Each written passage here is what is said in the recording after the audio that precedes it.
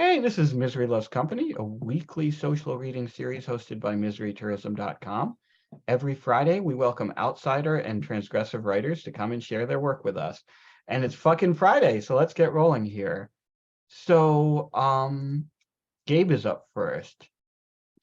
Give me 1 second here. Sure, I've got the doc. There you go. Okay. So I'm stoked. Duvet Knox just took this little piece for his anthology he's working on.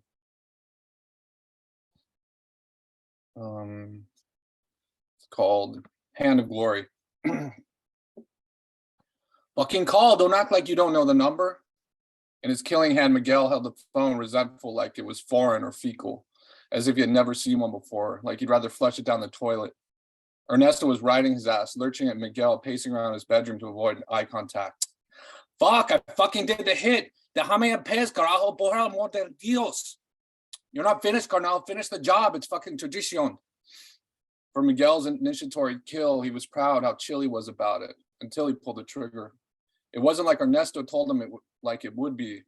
Just like you're playing GTA, like those fools aren't even real. We're the only ones who matter, carnal. On their way up to Solano Canyon, where they knew their rivals chilled on Friday nights, listening to K-Day, Miguel was already impressed with himself. A half bottle of Patron moistening his brain. He imagined how easy it would be. Even pulling the trigger was simple. Until he saw what a Glock could do to a man's head. Not at all like the clean bullet hole above the eyes he had night dreamed on the way there. He planned on pulling the trigger only once, but once he saw the young man's head explode, he kept shooting, trying to erase what he was seeing, only making it worse. Just give me a second. I never seen fucking brains before, okay? I feel fucking sick. What? You just had fucking sesos for Santa. I know, that's the thing why I feel fucking sick. Ernesto cursed, stomped out of the kitchen, returned with 2 Budweisers and their half-drank Patron. Drink the rest and stop being a little bitch, then dial the number. Miguel grabbed the bottle, downed a macho undulating slurp, then drank the bud in 2 gulps, praying it would annihilate whatever was churning in his guts. But his right hand was burning, like he was still death gripping the gun. Revenge and resentment of vengeance trying to escape through fingertips on fire. The thought of cutting off his hand seemed easier than dialing the number. He already felt like a dead man, even though he just killed one. Why are you looking at your fucking hand? Ernesto shoved Miguel's palm into his face. Vergüenza, I'll fucking do it then. He grabbed the burner out of his other hand, the cold and clammy one. Dialing the number by memory, he changed his tone to sentimental, sugary sweet, cartoon feminine, hinging on comedy for anyone really listening between the lines. Hello, yes, I'd like to make a dedication to our boys from 9th Street. Could you play the Delphonics? Through thousands of Los Angeles speakers, through car stereos and home radios. The horn intro to Didn't I Blow Your Mind This Time chirped like a triumphant clarion call, followed by broken shards of sinister sitar, cued the angel's harp.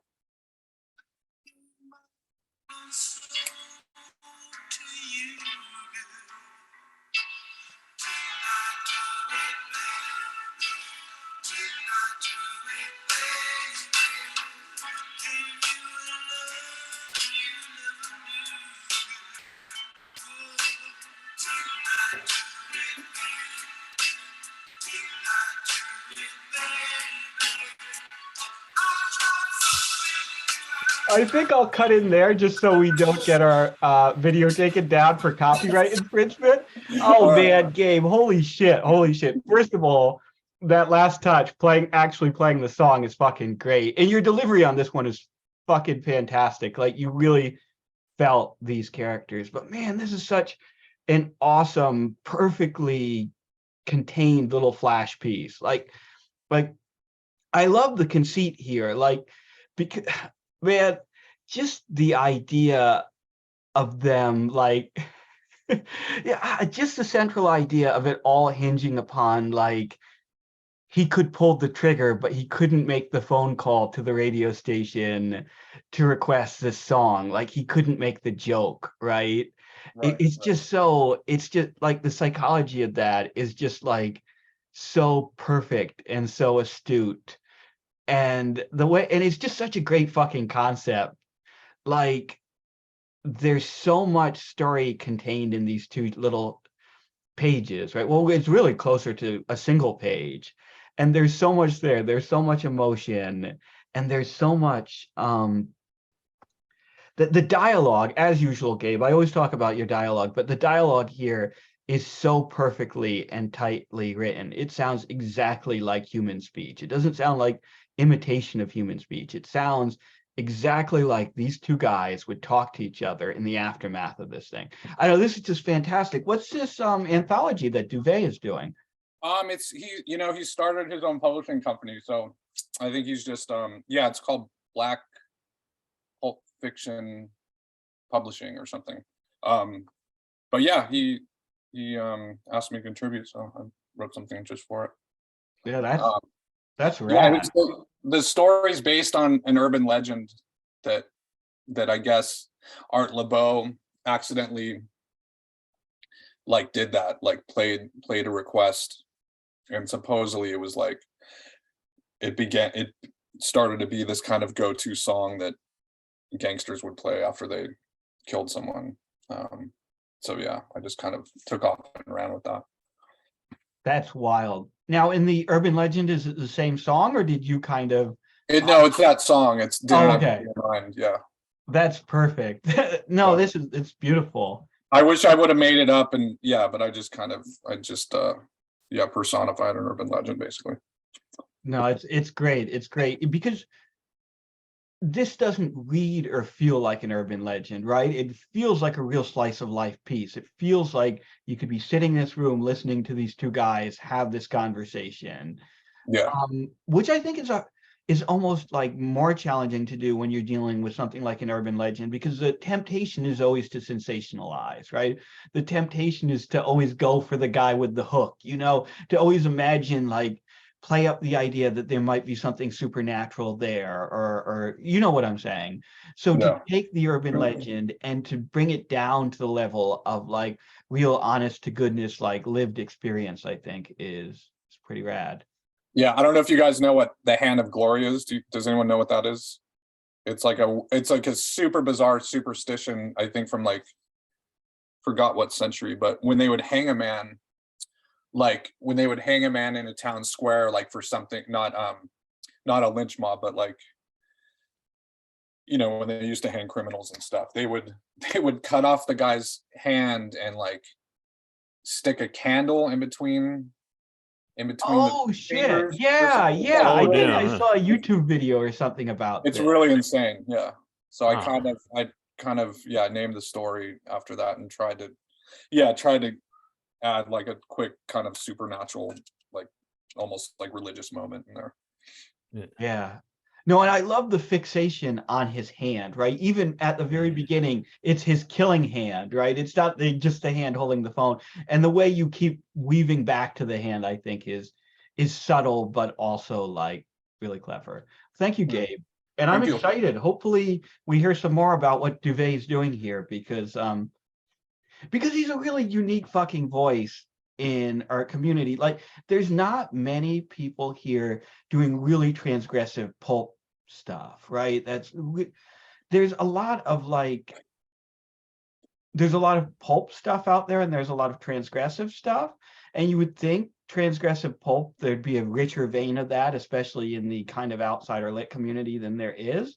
But it's something where I think a lot of the like, and Jesse can probably speak to this more than I can, but the pulp and detective story crowd are a little, not to make a pun here, but a little gun shy, right? A little worried about stepping into the wrong territory.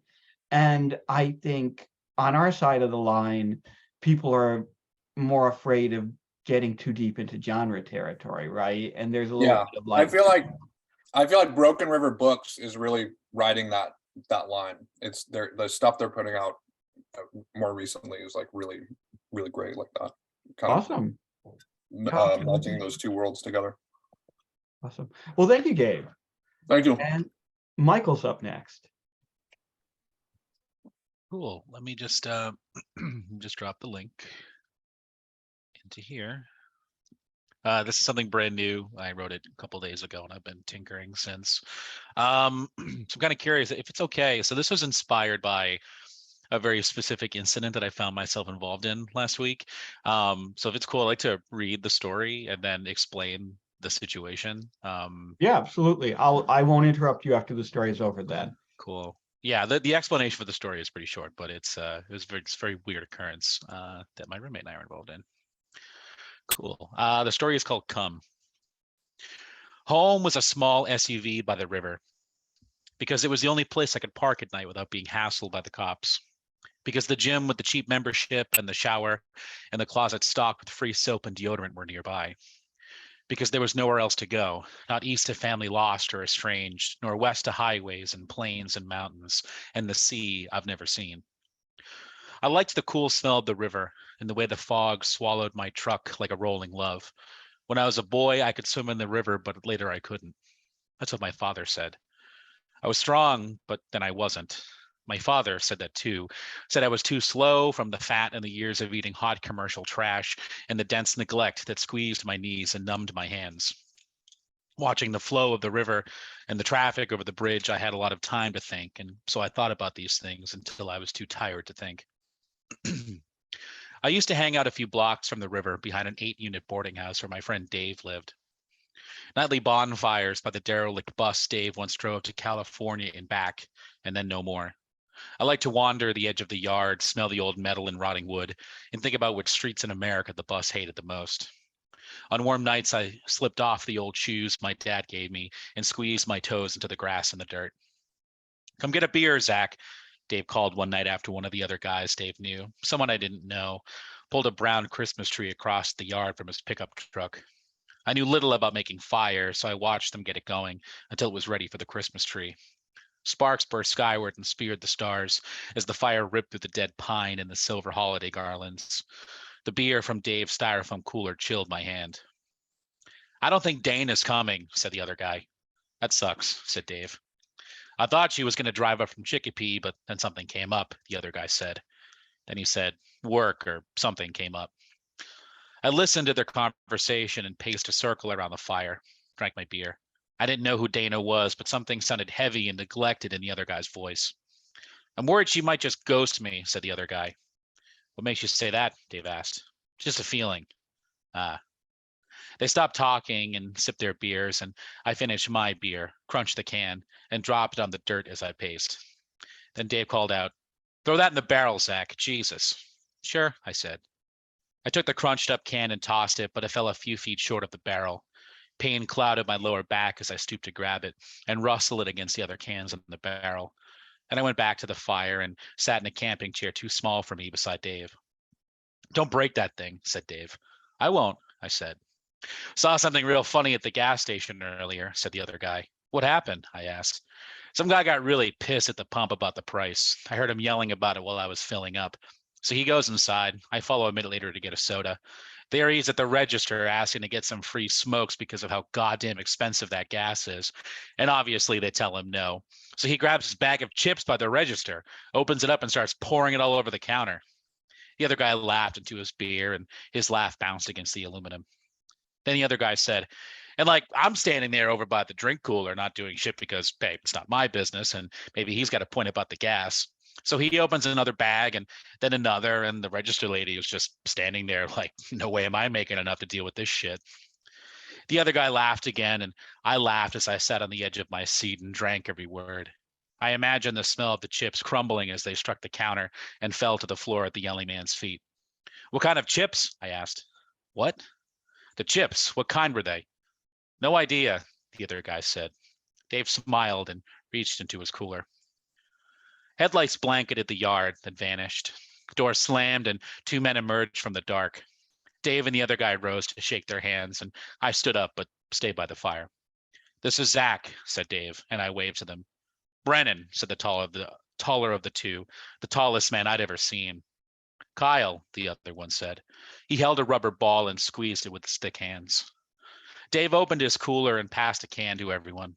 Foam spilled out of mine as I opened it and said, God damn it, and enveloped the opening with my mouth. How's the job? Dave asked. Fine, said Brennan. Just white paint on everything. I mean, they got to fix a lot of shit in those units, but they don't want to spend any money. So we just paint over the real bad stuff. People are going to rent them anyway. Yeah, said Dave.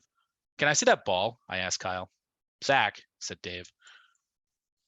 Kyle tossed me the ball. The rubber was hard and smelled of pepper and sweat. The smell of Kyle's hands, maybe. I wondered what else he smelled like and squeezed the ball and then tossed it in the air and caught it with one hand. Don't lose that, said Kyle. I won't, I said. I need another goddamn beer, said Brennan. Amen, brother, said the other guy. That chick bail on you? Brennan asked. Fucking hell, the other guy said. Fuck 'em. Fuck 'em all, said Brennan. Kyle laughed. Yeah, said Dave. As they talked, I moved to the edge of the yard and tossed the ball above me as I walked. It disappeared into the shadow of the tree branches and then plunged back into view. I thought of a dark star under my control. The rubber hurt my hand, but it also felt good. Then I went back and threw it as hard as I could. I heard the ball hit a tree limb, but didn't hear it land anywhere. I pushed the gathered leaves aside and felt around for the ball of my shoes. I peered into the ruins of the bus. I squatted and pain sprouted in my back and knees, spread through my bones like evil vines. I imagined finding the ball. So perfect. So easy. Right there, all along. Me laughing, yelping almost as I tossed it once more. I finished my beer and put the can in my coat pocket and returned to the fire. Everyone watched me as I approached. Where's my ball? Kyle asked. I don't know, I said. What? I can't find it. Where did you lose it? Asked Dave. Over there, I said, and pointed to the bus. Then I said, over there, I think. You think? Asked Kyle. You lost my goddamn ball? Kyle came around the fire, and as he approached, I stepped back and squeezed the can in my pocket and thought about throwing the can in his face. That was my ball and you fucking lost it, he said. Kyle shoved me with both hands, but I stayed on my feet. You lost my goddamn ball. I can't find it, I said. I took the can from my pocket, but had no idea what to do with it. Kyle wrestled me to the ground. I tasted dirt and soul, felt gravity and fear, and babbled as his fist beat at the doors of my skull. Kyle gnawed at my shoulder, and a new pain flowed wet from his teeth while he tore at the hood of my jacket. I heard the words, get the hell off, but I didn't know if it was Dave or Brennan or me. Then the weight lifted, and I staggered to my feet and fought the urge to puke and collapse through the earth. I heard Dave shout, come back here, as I collided with Brennan's truck. Pain bloomed in my chest, and I bounded for the road. Houses roared past, and all I wanted was to be inside my truck, even though it was almost out of gas and I was too drunk and afraid to drive. A neighborhood strange and silent rose around me when I stopped, cloistered by close-packed condos, a wind-shorn Baptist church. Every window was an eye. I sat on the edge of the road and tugged at my face. For the first time in a long time, I felt the old temptation, the urge to fall to my knees like a dog and sniff out the hot sting curse I needed to melt the pain away. I knew where to get it. I wanted to feel nothing. I wanted to feel nothing so goddamn badly. A car door barked from the road. I twisted inward and pulled the folds of my coat across my face. Waited for Kyle to kill me at last. Are you okay? Someone asked. It was an older woman dressed in blue. Someone else sat in her car, but it was dark inside and I couldn't see their face so well. I lost it, I said. Then I said, I'm lost. The woman approached and her face tightened as she came near. I don't know if it was my wounds that frightened her or just my face as it was. A face of gray, tangled tooth, skin of stone. I smiled, tasted blood, tasted 100 filthy meals. I could never be truly clean, and now she knew it too. Let me help you. Can I help you? She asked. Her words sounded forced but warm. Sure, I said. Come here, she said. It's okay. Come here. Come. The woman's friend, a thin man and just as old, got out of the car and guided me into the back seat. The woman handed me an old t-shirt and told me to press it against the side of my face. She said there were cuts around my ears. I said I didn't know that. The hot air of the car enveloped me. I didn't know how cold I was before, how cold I was capable of being. My back still ached, the pain unignorable, but I liked the softness of the seat, and I felt my muscles relax, as if they'd only just remembered how. When the old woman and the old man got back into the car, they whispered to each other. I heard their words, but because of all the tangles and the pain in my head, I couldn't string it all together. It was too much. But I trusted them. The car began to move and the road met another road and another. And the woman said they would take me to a place for people like me. I told them that was fine. I told them I lived in a truck by the river, and the old man said, Jesus. I told them what I loved most was when the fog and the river were one. That moment some mornings when the whole world is water. It's so beautiful, I said, and they listened to me and told me that everything would be all right. So this was inspired by an incident last weekend where my roommate and I had done some shopping, and we like came back to our house, and I missed the whole first part of this, but so across from my backyard is like a little river park. I live very close to the Connecticut River in the town I'm in. And I guess what happened is that there were these two dogs playing right there. And all of a sudden, one of these dogs just went completely fucking crazy and started attacking this first dog. Eventually, the owner of that dog like got their dog back in their truck and just booked it. So like I saw this as I entered where the room was and saw the guy driving away. And there were these two older women there. And so I went out there to like see, hey, are you okay? Like, is your dog okay? And it turned out that this first dog had been abandoned in this park and was just like running around for hours and like had happened to see this other dog and started playing with it. So, and the dog was like fucked up, like its face and ears were like bit up and, you know, didn't look like it was doing great. So ultimately, myself, my roommate, and these two old women who I'd never met, including a 90-year-old woman who got these dogs, who broke up the fight, just like hitting the other bigger dog with her bag, like just this like very sweet little lady. We ended up bringing this dog to like a local shelter. They took it in, just like this really sweet pit bull bulldog mix. Like if I didn't have cats, if my roommate didn't have cats, like I would own this dog right now. He was so sweet. So I don't know like what has happened since then, but it was like a very weird dog situation. So since then, like I've thought like how could I use this in a story potentially? And when I sat down the other night, this was the story that came out of kind of that inspiration. Anyway, that's a very long spiel. So thanks for letting me tell both sides of that. Yeah, no, that's really interesting, Michael, because if you hadn't told me that, I would never have guessed that the story was like on some level about a stray dog then, right? Like that it's kind of inspired by that kind. And I can see it now because you have that same kind of like loneliness and desperation and homelessness, right? In the story, but I would never have put two and two together and seen that. I will say though, what I was thinking about while you were reading was where I come from was Malone. This is a really great story about like rural poverty, right? Like everything about all of this. Like I know people just like this. Like everything about how these characters talk to each other and relate to each other feels really authentic. And even like you get at the deep irrational anger over like really petty things, right? Like the moment where the guy just empties the bags of chips on the counter and it's like, well, what the fuck? Like over, over some gas or what it's and even the fight over the ball, right? Although the fight over the ball makes so much sense now that you mentioned the dogs, right?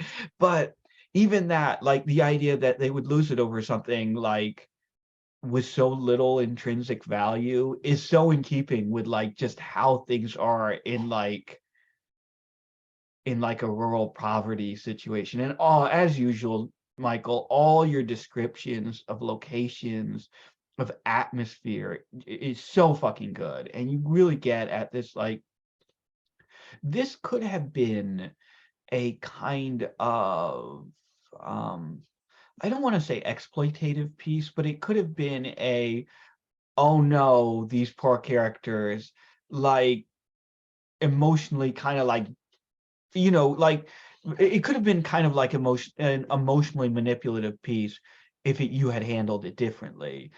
And it's so much of what makes it work, what makes it feel so much deeper than that and so much like more profound than that is the atmosphere, right? And are the way you carefully describe these locations where you get the sense of just how like desolate these kind of landscapes can be, but you also get the sense of like how they're human and lived in. I don't know. This is just a really great story, Michael. Thank you.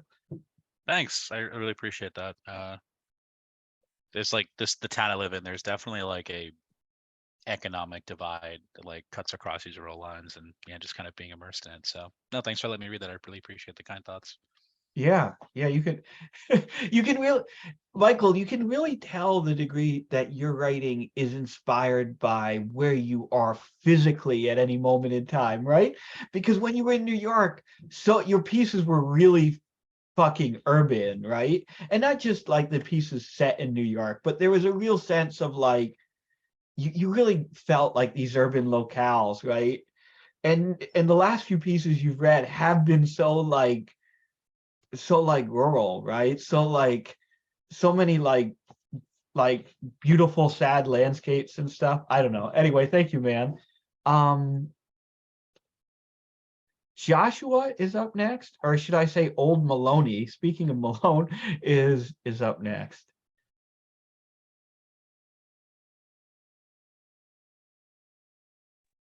All right. Thank you. I have this headset on, so if it cuts out, just say something so I don't sound like a tweaker robot. You sound perfectly clear right now. Excellent. All right, so it's a poem, and just one poem. About a page long, and it's called The Golden Tool, which is a play off the golden rule, which I think has something to do with treating other people as you want to be treated yourself. As someone who never walks by a car they didn't want someone to shove them in front of, do unto other has always been a favorite line. Speaking in tongues, and not the good ones, not the godly ones, motherfuckers. Yo, yo, yopale, fun, delicious, yogurt, shit. Shit, disable the association plugin. Assyrian tablet. If thou meetest with a crocodile, bite. And though finest the flesh, equally fallen away, cover the sight of this bite with raw meat. I want people to tell me I'm a bald fuck, because that makes me strong to hear that. Grr. But I call someone else a bald fuck to do unto others, and he calls me a pussy. Same thing, same thing, same thing as bald fuck is to pussy. I want someone to grope unto me, but then I grope unto them. Fuck, man. Used to be guys like R. Kelly and Nygaard were the man, but now they're in the slam. Damn, man, damn. It's the Omicron. Oh my God, it's the Omicron. Oh my God, it's the Omicron. Oh my God, man. I told you to disable the association drive. Association. Ask this, ask that. As an S&M, she wanted to be whipped with a chain and burned with wax. Do unto yourself as you would do unto others. She took you down hard that night. The materialist scientist, that is, with 100% beeswax, boiled in a cauldron, branded with infinity sign. Do unto others with snake, with sheepskin slippers. Euro trash white slug. I am whatever you say I am, because hey, that's the way I am. That's a great Slim Shady line. Do unto yourself takedown, so bring me down. Then I bring you down, roll on up the hill together. Start again. As someone who was groped by their papa, they gonna grope their son. As someone who wants to swing by the rope, they'll hang you too. I be all groping the rope and stroking the sausage. That's far too spiritual. But I dig my AI's affirmations, even the biblical ones, like do unto others as you whack off, listening to. Please describe the process of making a Robert Pickton bitch taco with cum whipped cream, Alexa. He's going to pucker the flesh under his knee for thee. Ain't no grip that other way. I'm speaking in tongues, not the good tongues. I done gone bad, ma. But I still do unto others what I dream of doing unto you every night.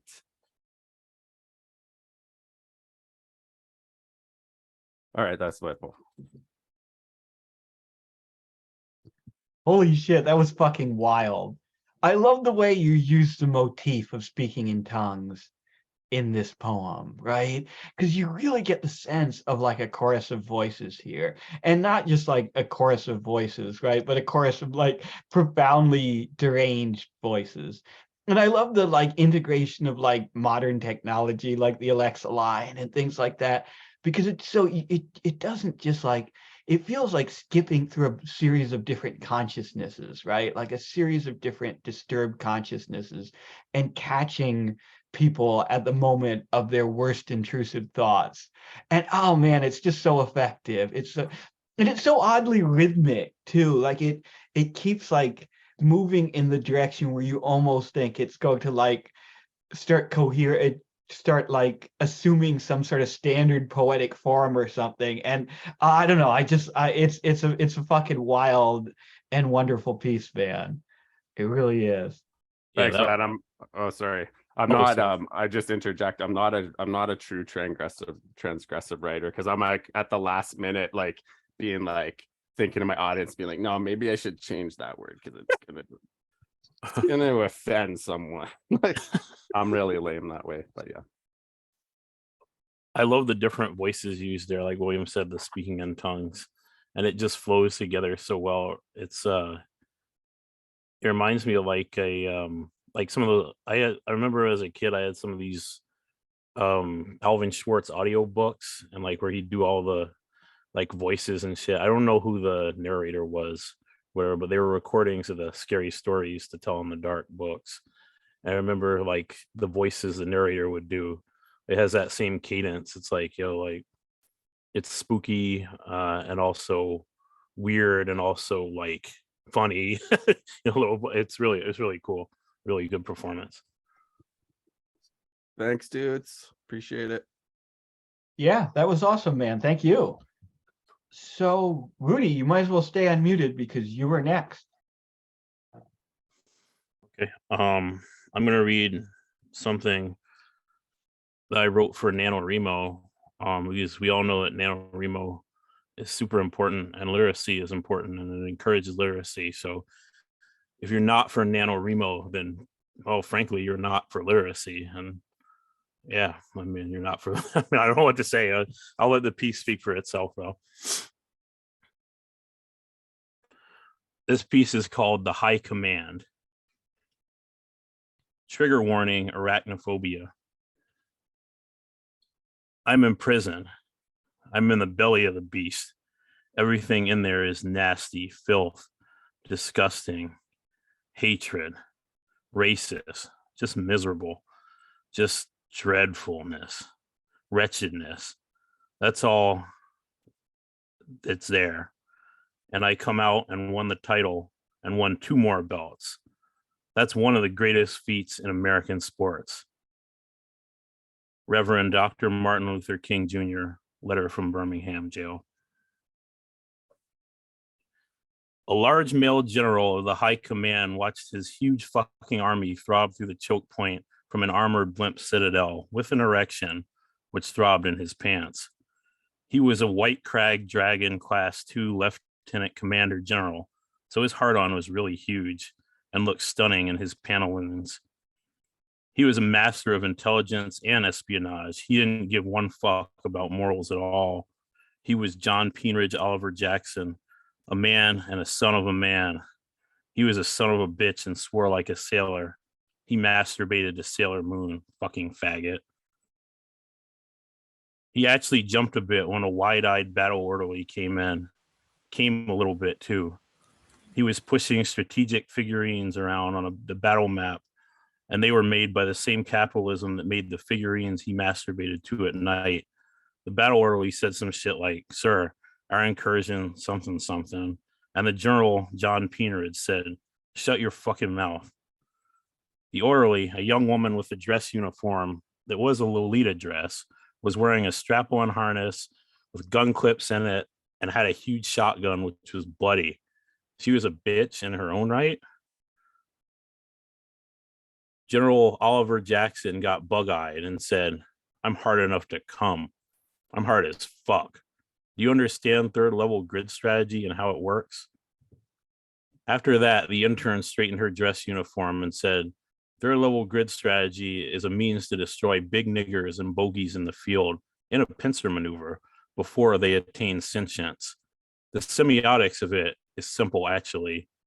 With our conjurers, we can call from the depths of hell the ghosts of murderers and homosexuals and put them into a strategic array with the souls of other losers.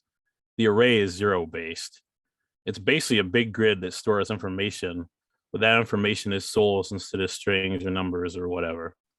The way it works is when the enemy's occult parsers try to loop through the array, they get rejected hard.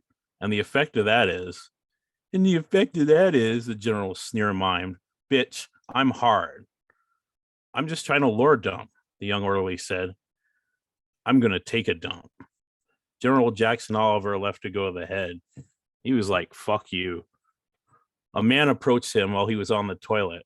He was the biggest male nigger the general had ever seen, and the general had been alive during the antebellum period of the Deep South. Fucking huge. Also, there was a big spider in the corner of the stall that was brown and spotted. The man was Jigaboo Jones, a big nigger man who wasn't scared. He had a Jerry curl and a Jerry Seinfeld expression. He was hung he was hung as fuck, bro, like a jury. An all-white jury had convicted him of murder, so he joined the military in the blimp corps. His brother is dead. His brother is up in heaven looking down like, "Fuck you talking about." His brother is only referenced in the present tense. That's a gimmick because most of the time when you're on a t-shirt, you are referred to with words like was and used to be. He passed is a euphemism for the outside of his Honda Accord looking like it was painted by the auteur interior decorator that did Cobain's Loft. Get it? General Jackson Oliver said, "I knew you would bother me, nigger." Just then, the strategist entered, pants falling down, saying, "Hey, yo, I just committed rape. Holy shit." And everyone stood up. The general stood up on the toilet. He was furious. He did not tolerate rapists. He could tolerate genocide and even sorcery, but not that. "I'll have your ass," is what General Peenridge suggested with his posture. The orderly from earlier came in to the men's bathroom, fucking bitch, and tried to correct the misunderstanding. "He didn't rape me," she said. "He metaphorically raped the enemy with his grid strategic attack that is just now coming to fruition." But the general had already laid that sumbitch cold out on the bathroom floor with one punch. Fuck him. You can only shout "World Star" if you knock a nigga out in one blow or if it's a good fight. That's the rule. Let's just say that the general was allowed to shout "World Star" at that point in time. The general felt kind of bad, but went to the Overwatch room to see what the orderly was talking about. Below were the enemy forces, scattered like Jigaboo Jones's brother's ashes in a lake near his community.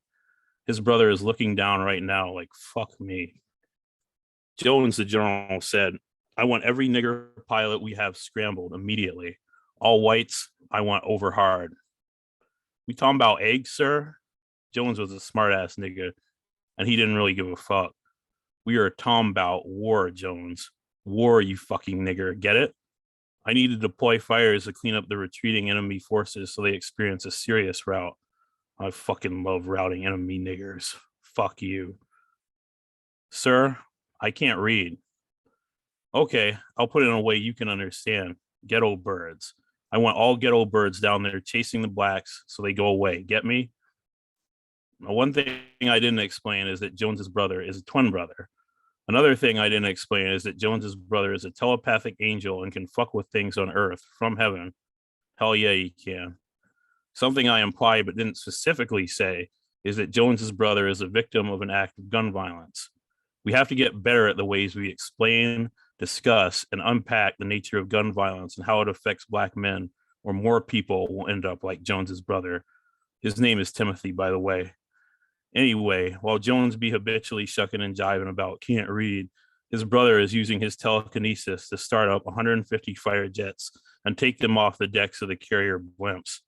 If you thought Top Gun was cool, or thought that Ukrainian fighter jet pilot who didn't exist was cool, get a load of these big white fighter jets taking off like so many squirts of cum, and fucking nobody is flying them. It looks fucking awesome, and holy shit, they rock you. It's literally enough to make the general come a bit. Fuck. Post ejaculation, he takes a moment to eject from his brain, go up to heaven, and shake hands with Jones's brother, whose name is actually Tyrone, because I forgot that was actually his name, Tyrone Jones. He's up in heaven listening to rap music when General John Oliver shakes his hand like, yo. He's like, yo. Hey, Mr. Captain, Jones begins. I just wanted to thank you, the general says. Hey, Mr. Jock Japton, you really saved our asses out there. You jive, Mr. Lord? The White Dragon Empire owes you a heavy friggin' debt. How you want it, Mr. Gord? I may be a hard man, Tyrone. Hard as fuck, Mr. Beetlezord. But I ain't gonna forget, no matter what happens. Not about this here trip or them folks, none of it. At this juncture, Mr. Man, I'd say it's time to head for dinner, Dan. I mostly talk over people to make my point. God came in at that point and said, fuck with me, what's all this gay shit? Tyrone and the general saluted God. Interior, God's mind. A small desk where a woman is masturbating. Woman, motherfuck, Virginia Woolf makes me want to wear the raiment of a dude for a day so I could hold my dick in my hand and shoot a load in my own mouth. God damn, I must be a reverse autogynophile. Jiminy Cricket. Cricket, crotchety, cratchit. Charles Dickens is leering rapily at the woman from a page in an open book near the desk. Charles Dickens, I spit on your grave, then I grab my Moby Dick. What? Woman, my mind's in the sewer, Victor Hugo. Fly threads on my body, Hugo Boss. Stay Jewed up, Hugo Strange. Not another fucking win, Hugo Dyson. Exterior, heaven. God, fucking shut up. Sir, the general and Tyrone both say in unison. Huh? God replies. Oh, I was just in my head or whatever. So like, what was I saying? I just came here to thank Tyrone for his part in our aerial victory today. It was astounding, sir. God threw up his hands and stormed out. Gay? Knock knock, says Tyrone to the general. Who's there? Nobody. Nobody who? No body, no case. The general nodded and laughed a bit. Well, I should be going, General Jackson Johansson said, tipping his hat. The hard-on was the first thing that the general felt when he returned to his body. It was being massaged by his trousers. It was swollen and really, really oppressive, like that government in the movie Brazil, or any given Brazilian ego while playing League of Legends. The general sat up like Undertaker and said, hey. And he said, hey, hey. He said, hey, what's going on? His troops looked at him with some sadness, mostly looking at their feet and not their commander. It was the battle orderly who spoke first.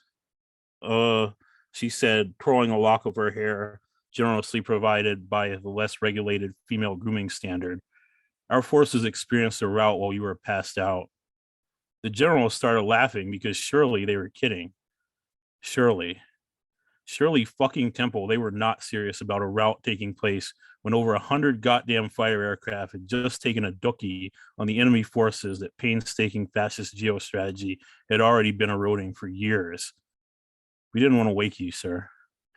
General John Pickaninny sat up and looked out of the glass of his command blimp. Through it, he saw a hellscape of burning, desiccated fighter aircraft and gay men in mid-coitus. He also saw a face in the glare of the glass. It was black. And that's it.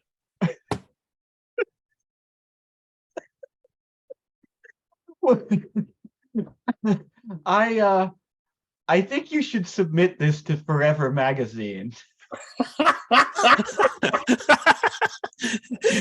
I don't know, like, do we have the masthead for that? Like, oh Lord, I apologize for that piece. I'm sorry. Oh my God, man! Holy shit! I was dying the whole. I don't. what the.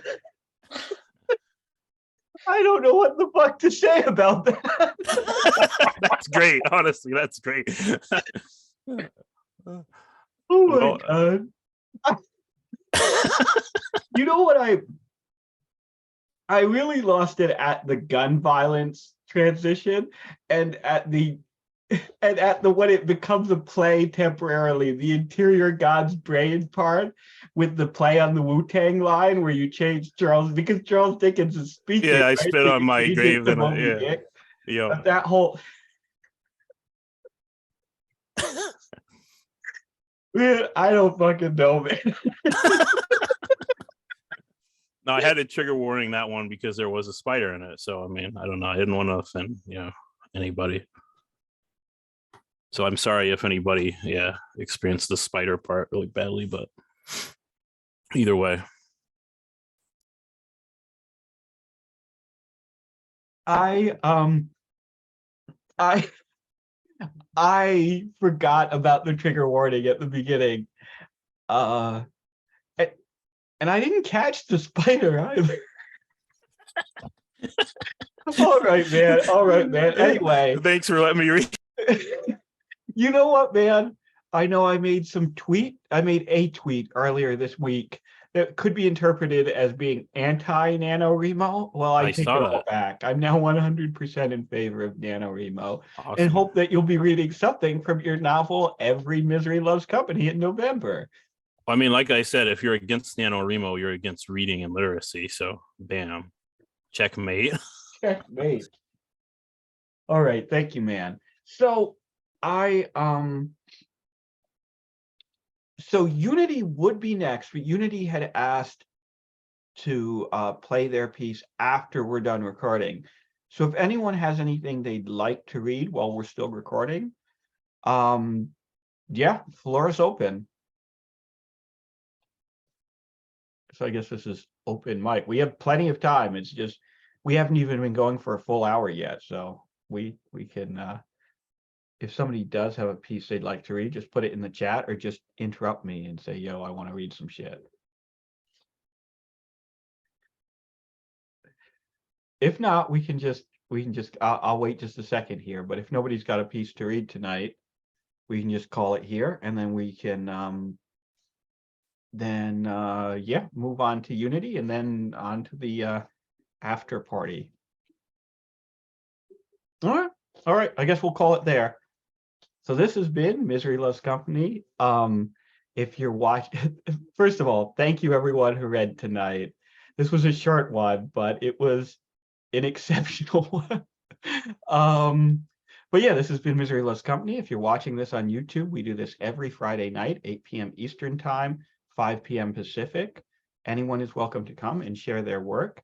Anyone is welcome to just come and hang out if you want. We tweet out the link usually a few minutes before we begin from our Twitter account @MiseryTourism. All right, fuck it. That's it. Thank you guys. That was awesome.